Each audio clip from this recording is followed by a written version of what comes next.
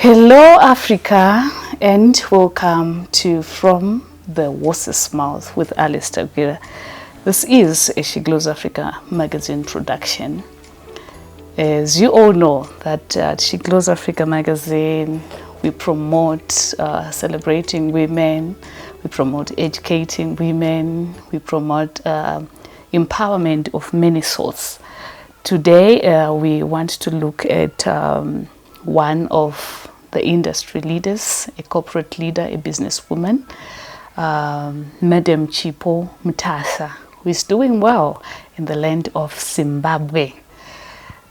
Madam Chipo, sorry, that's not doctor. Okay, that's fine. No problem. She doesn't want to be called doctor. So it's very difficult for me to call her Madam Chipo Mutasa. My tongue wants to call her doc because to me she's a doctor. She's a doctor. Welcome to the platform, doctor. Thank you. Thank you so much. It's a pleasure being here. It's an honor for us. Oh, wow. A huge one. I'm also honored. It's always good to talk to other women and to have discussions that edify each other. Indeed. So, Madam Chipo Mutasa is a businesswoman, like a business guru, and she's also a corporate leader. Yeah, these are what we call the industry leaders. So it's an honor. You get it when I say it's an honor having her on the show. She's also the chairperson of the Mutapa Investments Fund. So, do you have anything that any portfolio of yours that you'd want to share with Africa? We're speaking to Africa, not just Zimbabwe. Well, yeah, you speak about Mutapa Investment Fund, which I'm honored to chair. Okay. This is absolute national service, and I don't shy away from being very proud as a Zimbabwean. It's a privilege to be assigned such a huge assignment for the country. You may be aware that Mutapa Investment Fund is an inception by the President of the Republic of Zimbabwe, Okay. Dr. Idi Mnangagwa, and his team who saw it fit to reclassify most of the state enterprises to fall under Mutapa Investment Fund. The object being that we need to redirect these enterprises to start generating some money so that it can create more money for investment, and that investment should create substantial wealth for the country and for the average Zimbabwean. I know it's a process. These are very, very early days. And with anything new, it comes with a lot of noise, with a lot of discomfort. But I am sure that the foundations we are starting to lay at the moment as a board, along with our management team, will result in something significant. You may be aware that as board chair, I'm not executive. Okay. Our board is strictly non-executive, with two executives who sit on the board, who are the chief executive and the chief investment officer. Okay. So those are tasked with the day-to-day activities of running Mutapa. Okay. Ours is an oversight role. Okay. Ours is a role of bringing Mutapa out to demystify it. Okay. At the moment, a lot of mysteries surrounding Mutapa, but we are hoping that in the due course of time, at least during our tenure, things will become clearer. Okay. We've just launched a website. Okay. So you may want to view that website as the first beginning of us coming out. Okay. What's the name of the website? www.mutapa investment fund. Okay. Yes. Okay. .co.zw. All right. So you mentioned that the fund was established to benefit any ordinary Zimbabwean, how has it been benefiting ordinary Zimbabweans since its inception? Well, you know that it was incepted, I would say 2 years ago. 2 years is a very short time to have produced any meaningful result, especially where we are coming from with the state enterprises. And in the 2 years, I think most of the work was just to establish, to put up a team that will be working towards the generation of value. I would say that the generation of value is coming from two aspects. One, from the services that are being brought in by the state enterprises. There is energy, the power issues. There is transport through rail, through also road, public transport. There is also telecommunications. There is also the mining and financial services, as well as real estate. We are hoping that as we look at our clusters at Mutapa, the enterprises should be capacitated to be able to bring in better services. What do we mean by better services? Electricity is a big issue for us. We want to see that maybe it's much more available, reliable, and cost efficient. So that's what we mean by benefiting. In the transport, we also want to see big issues coming out in the transport sector, particularly around rail.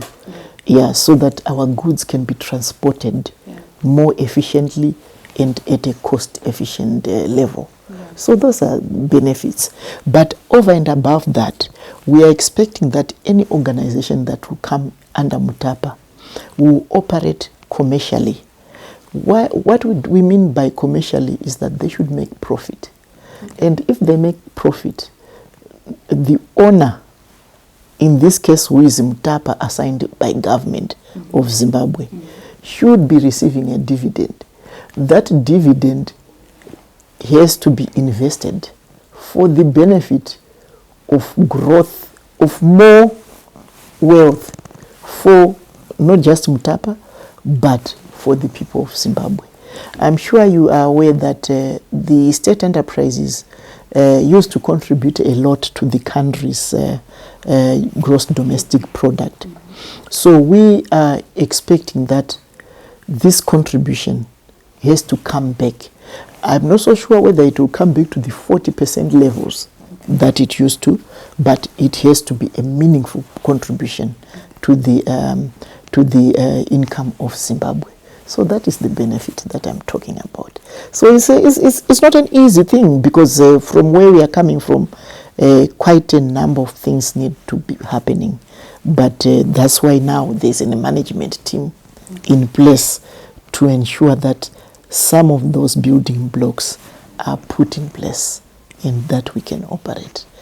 It requires a lot of patience. It requires a lot of understanding. There's a lot of misconceptions around it at the moment. We are aware, but I am sure with time things will become very clear. I'm glad you mentioned it requires a lot of patience, understanding, and there are a lot of misconceptions around that. Yes. Because an ordinary Zimbabwean doesn't even know what Mutapa is all about, how they can benefit from it. So thank you for the clarity on that one. Yes. So we don't want to dwell much on your Mutapa portfolio. I'll ask you my one last question around the Mutapa portfolio. What are the key issues that arise when doing business through a conglomeration of various agencies that have banded together and performed differently?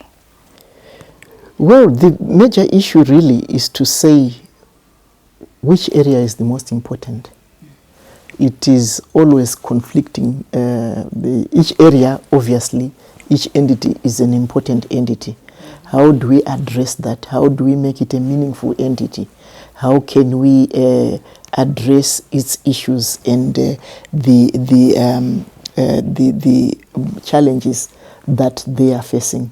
So I think the major challenge is in prioritizing, because everyone is pushing for attention.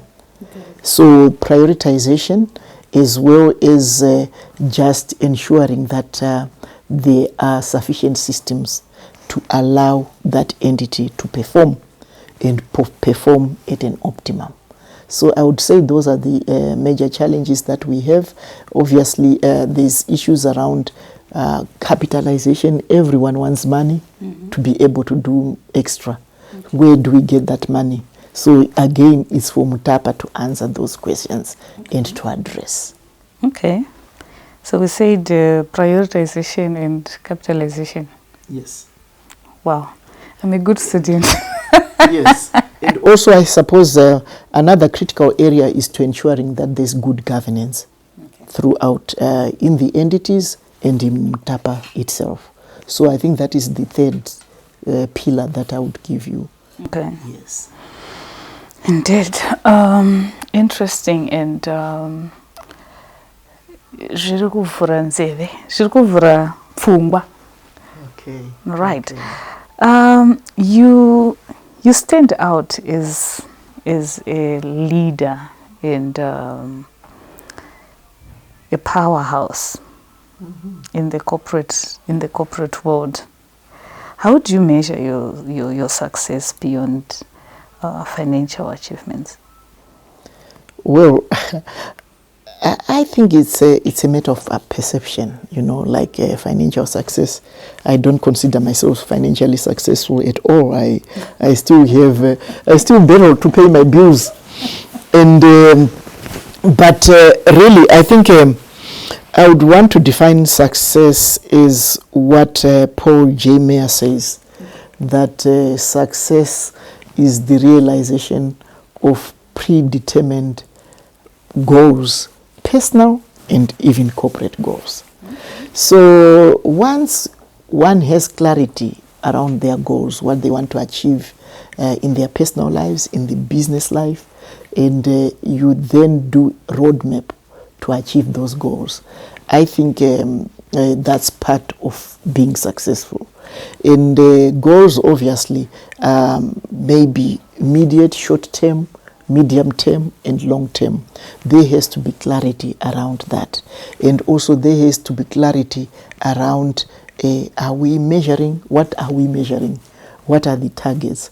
I think my background as an accountant makes it very easy for me to accountant. Yes, okay. Yeah, to be to define targets. We as numbers people pretty much get to the story, to say, let's get to the numbers very quickly.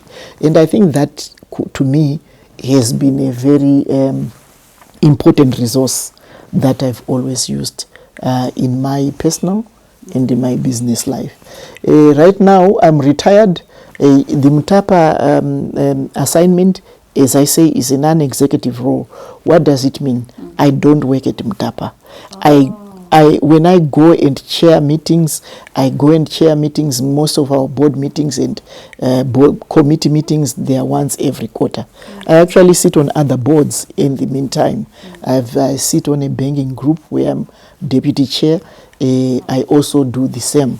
So in my personal life now, I'm more into wanting to go into a farming business where we are developing an agro-industrial special economic zone at our farm. So yeah, there's a lot that... So you saying you're retired? Oh yes, I retired from Tel 1 in 2022, is it? Yes. And the airport company?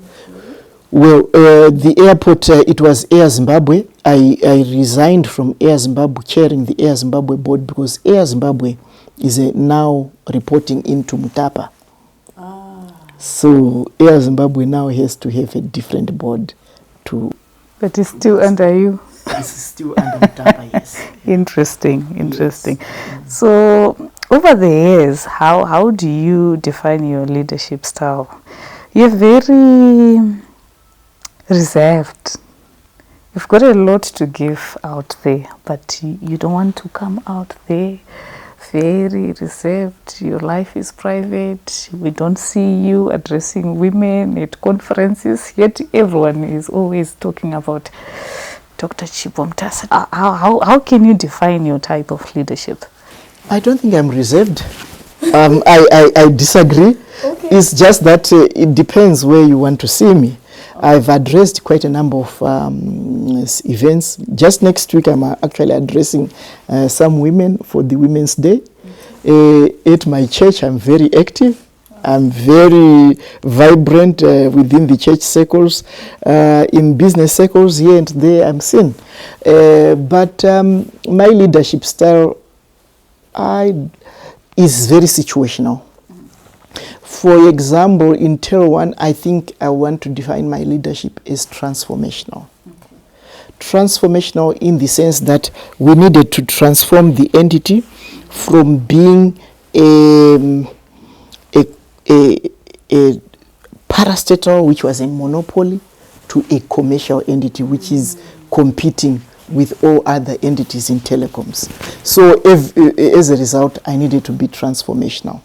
Where I've been before, I suppose it was still a bit transformational, but with a touch of just being maybe, I wouldn't say conservative, but probably a touch of aggression. That's what I would say in my description. Why it was needed is that I faced a lot of challenges, particularly at shareholder levels. Okay. That was no mean fight. That was no small fight, and I needed to be stronger and more assertive. Okay. Yeah. So it depends. Yeah, it depends. But obviously, one has to have me time. You say I keep my life private. Mm-hmm. I don't know whether... Not that we want to know about your grandkids or what's happening around you, mm-hmm. but you just don't want to associate with too many people, maybe? Well, networking is always important, mm-hmm. but I think also networking with being intentional, what you are going to get out of the networks. Okay. Yes, I can't say the right people. Everyone is the right people. Even my own grandmother, Kumushaoko, is a right person. I mean, but one has to select what you are going to get out of that network. In my life, I know that I need to achieve the first priority in my life is my spiritual life, mm-hmm. which obviously everybody wants to be a better person. In my own view is that I want to be closer to my God each and every day. Mm-hmm. And then therefore church fellowship and other issues around spiritual are very important to me. Then the second area of my life, which is very, very important, is family. Mm-hmm. So my husband is priority, so are my children and what they achieve. It's actually a big priority in my life. Then other than the core family, my father, my father is still alive, by the way. Wow. 94 years old at the moment. Wow. We are so blessed. Wow. He's a critical aspect. My siblings, my sisters, my brother, and my husband's family too. So, pretty much after you've done the spiritual and family, then you get to social. You find that you don't have as much. Yeah. Unless, in this world, we don't have enough time. Yeah. And then after the social, you also have educational. How do you edify yourself? How do you improve yourself? What are you doing? Are you reading a book or whatever? So it's quite... And then you have the physical aspect of your life. Sometimes I'm not very good, I'm not very disciplined, exercising and things like that. But those are important areas. So you find that as you look at around your life, around the wheel of life, so to speak, there's so much to do. So as a result, you have to learn to say no to some of the things. Wow. And you have to prioritize once again. And this is over and above the business issues that we've just spoken about. I get it.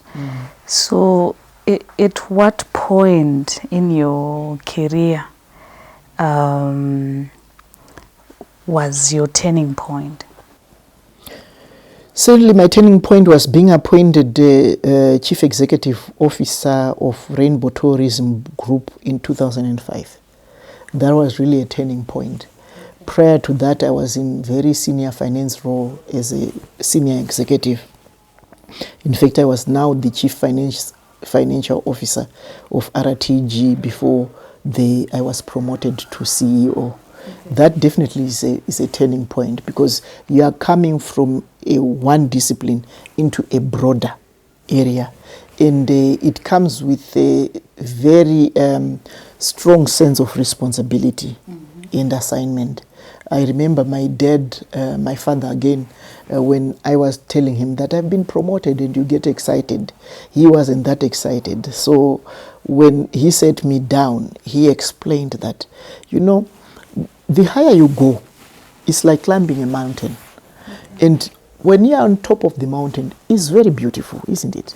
You know, the views are beautiful, you are enjoying the scenery.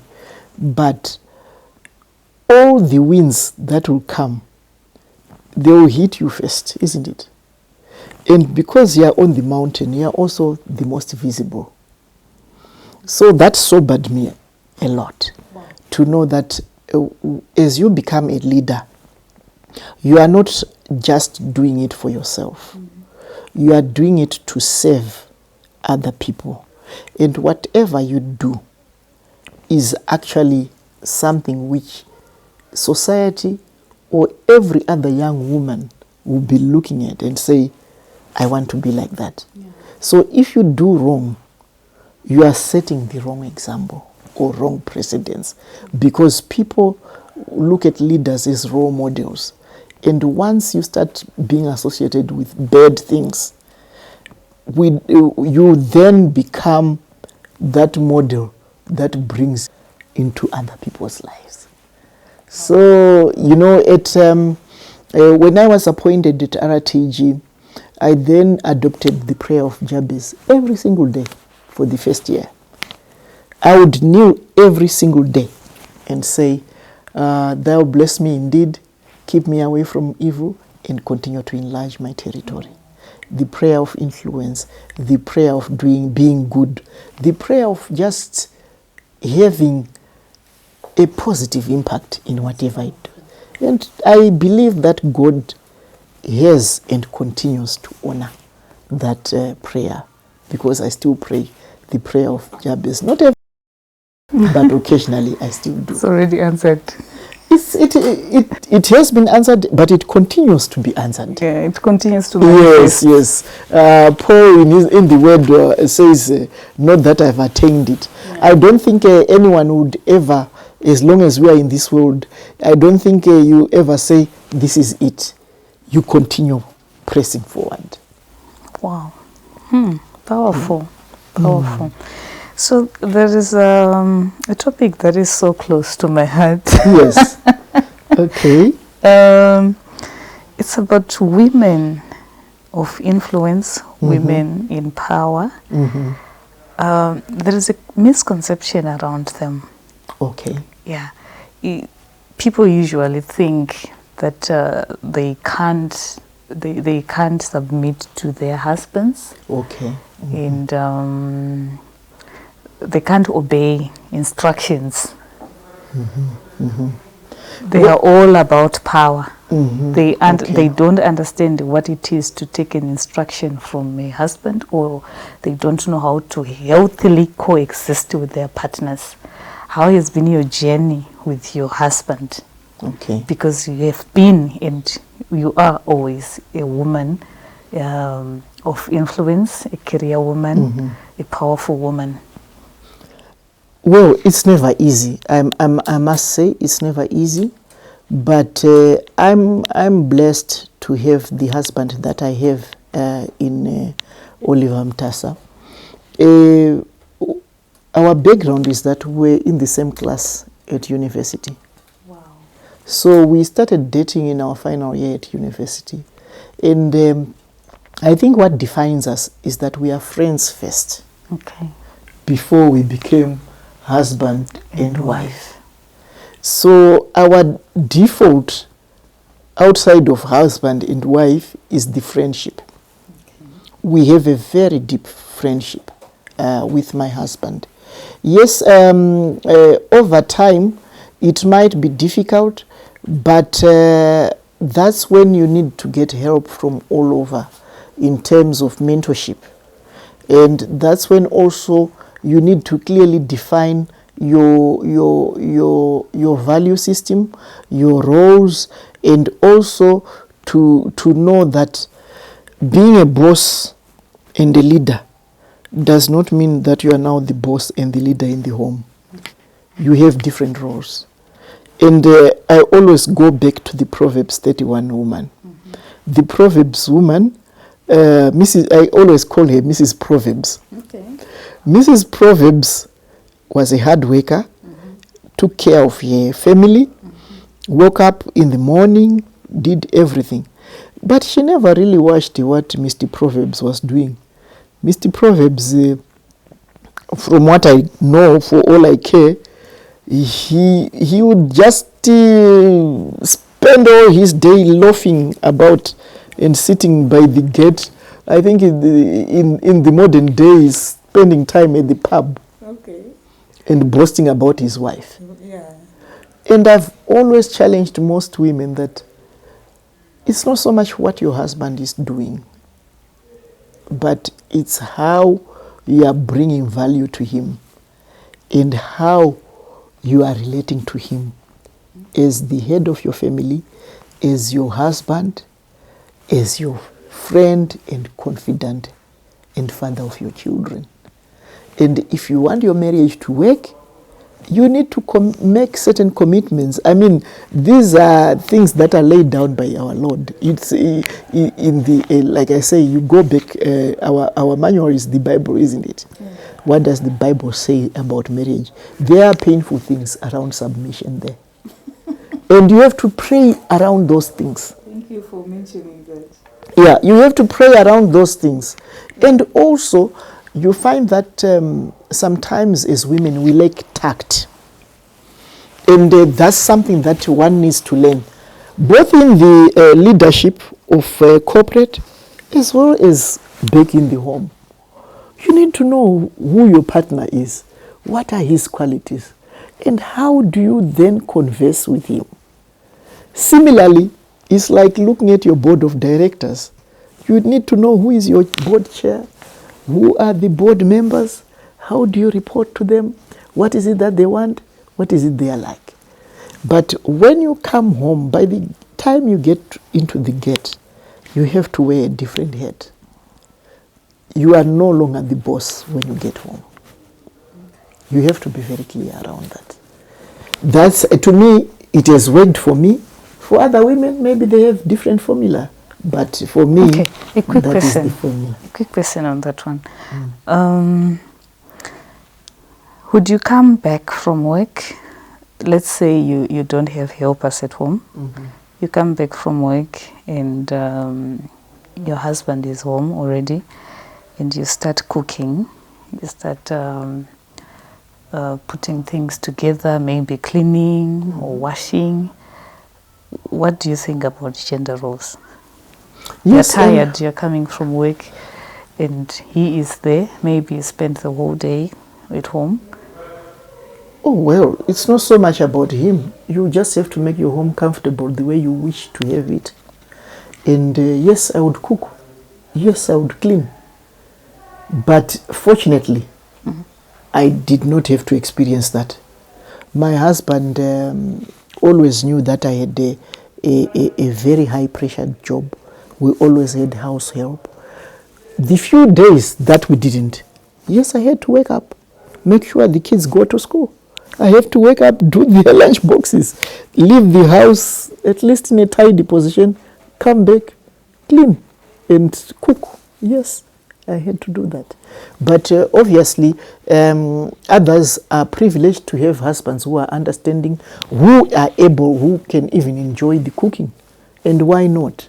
I don't think we should stereotype or just put it into boxes that the husband does this, the wife does this. But the way the boy child was raised is certainly different from the way the girl child was raised. And you can't put all the blame to a husband who we think is not putting in an effort. We really need to understand deeper backgrounds and all that. Certainly, I've got my sons. The way now I've raised my sons is that obviously they also need to wash dishes, they need to clean their beds, they need to do laundry. There's nothing wrong with that. But I think especially from the tradition of our mothers and those before us, the way the boy child was raised was like, you are going to be the father, the head, who take care of earning a living for your family. In fact, I think this became misconstrued because even when he's not earning a living, he's not also pulling his weight. But what should be happening is that because of the yesteryear thinking that the girl child, all she was good at would be to come and have a family and have children and stay at home. So there was kind of a separation of roles. But over time, things have evolved. And we need to adapt. But it doesn't put away the need for us to have respect. Respect for the husband. Hopefully the husband will also love the wife, as the Bible says. Because it starts by saying, husbands, love your wives. So the wives also now need to honor their husbands and respect them. Interesting. Okay, as we are about to wrap up, have you faced gender biases at work in your career? You do that every time, all the time. At one stage, I always felt that a woman has to work twice as hard as a man. But fortunately, I think, thank God for our Zimbabwe Constitution, because it is clearly spelling out that we should have more women in positions or across right across sectors, right from parliament, which is the legislature, judiciary, everywhere, in the corporates that government owns, in the cabinet as well. They need to have more women. So, but and then there's now the Gender Commission, and I think there is more awareness around women issues. But maybe even as recent as 5-10 years ago, I think acknowledgement of women was a bit less. And if you become a woman leader, there were always questions. How did she get there? Yes. Which is not a question which they would make to the male counterpart. It's always like, who is she associating with to get there? Or what did she do to get to that position? So you find that as a woman, especially in my early days of leadership, I felt I had to work twice as hard as the male counterparts. I had to, if I'm going into a board meeting, I knew I'm going for war.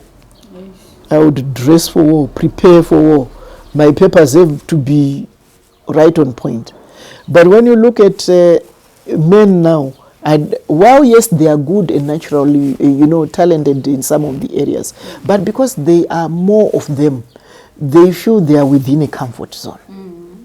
Yeah. So, but with time, you then and hard work, persistence, it becomes less and less. Yeah. Yes. So for any woman, it's not to give up, but certainly to do much more homework, to be much more methodical, and much more assertive, and keep on at it.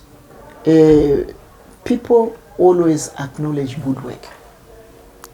Correct. As long as you're applying yourself, after a while people will say, yeah, I think this is good. Wow, that's quite sound. Doc, how do you give back to the community, and how are you putting effort to mentoring the next generation? Well, you spoke about I'm not seen, and I've said I'm seen. I try as much as possible through my church to participate and mentor where I can.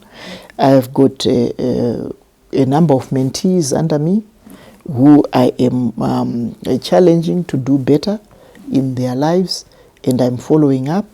And I also participate by assisting one or two of the young women who are talented through their education. And then, of course, one of the things that I feel strongly about is, they say charity begins at home. Some of the things that us women sometimes overlook is mentoring your house helps, the people you live with. What impact are you making? Mm-hmm. I am very intentional.